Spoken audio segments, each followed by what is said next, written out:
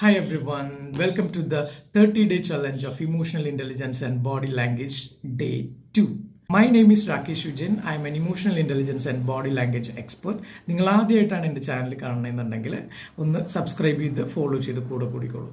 So let's come to the point. ഇന്ന് നമ്മുടെ day 2 ആണ്.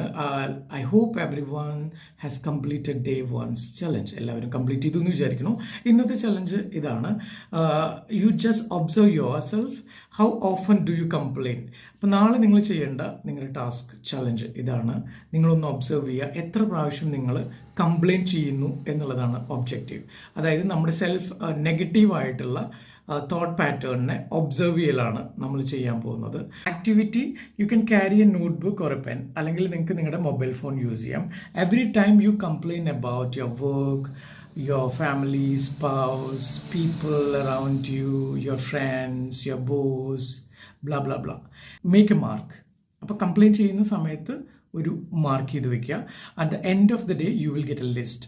എത്ര പ്രാവശ്യം നമ്മൾ കംപ്ലയിൻറ്റ് ചെയ്തു എന്നുള്ളതിൻ്റെ ഒരു ലിസ്റ്റ് നമുക്ക് കിട്ടും. That is basically an awareness about our negative self thought pattern. അപ്പോൾ ഒരു കാര്യം ഓർക്കുക, കംപ്ലയിൻറ്റ് ചെയ്യുന്നത് ഒരിക്കലും ഒരു പ്രോബ്ലമിന് സൊല്യൂഷൻ അല്ല.